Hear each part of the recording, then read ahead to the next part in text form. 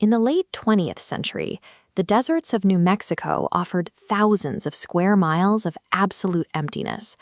Out here, a person could vanish without leaving so much as a footprint in the dust. But starting in the 1950s, something deeply unsettling began happening along these lonely stretches of highway. Women were staggering out of the brush, bearing severe physical and psychological scars, but carrying absolutely zero memory of what had happened to them. Many of these victims regained consciousness in distant roadside motels, miles from where they were last seen.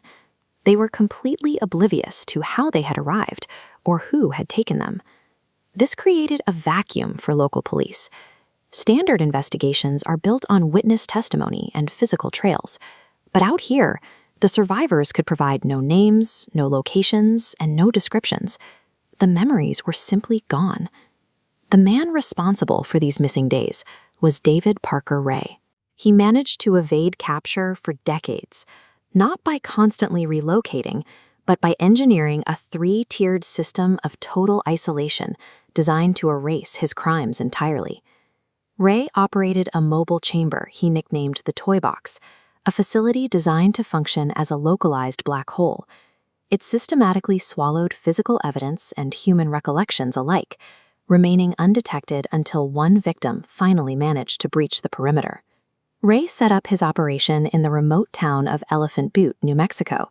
Surrounded by arid, isolated landscape, it was an ideal location to harbor a massive secret. The first layer of his system was physical isolation. Using his skills as an expert mechanic, Ray spent over $100,000 outfitting a custom-built, heavily soundproofed semi-truck trailer.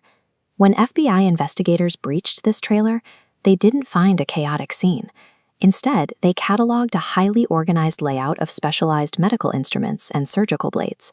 He wired the entire space with complex electronic shock devices, purposefully rigging the electrical systems for prolonged torture. Ray supplemented the physical chamber with a psychological second layer, a pre-recorded 30-minute audio cassette tape. Every time he chained a victim inside the chamber, he forced them to listen to this tape the moment they regained consciousness. In a cold, monotonous voice, Ray explicitly laid out the rules they had to follow to survive. He established total control by promising them that the soundproof walls meant no one would ever hear their screams. Before any physical abuse even began, the absolute silence of the trailer and the chilling indoctrination of the audio tape worked in tandem to completely break a captive's hope of rescue. To ensure his operation remained hidden, Ray relied on a third, far more insidious layer: chemical isolation. Before releasing any captives, Ray, along with accomplices like his girlfriend Cindy Hendy, administered a dangerous, sophisticated cocktail of drugs. This mixture of barbiturates and sedatives was specifically formulated to induce severe retrograde amnesia. The chemicals actively blocked the brain's ability to consolidate or retrieve recent memories, fracturing the timeline of the previous few weeks and dissolving the data entirely. This targeted chemical erasure allowed Ray to hold victims captive for long periods, then dump them back into society. The victims were left with a permanent void where their memories should have been, isolating the location of the trailer from any police investigation timeline. By weaponizing pharmacology, Ray systematically dismantled the justice system's reliance on witness testimony. This chemical erasure acted as the final seal on his operation, allowing the mobile chamber to hide in plain sight for decades. No engineered system is perfectly secure.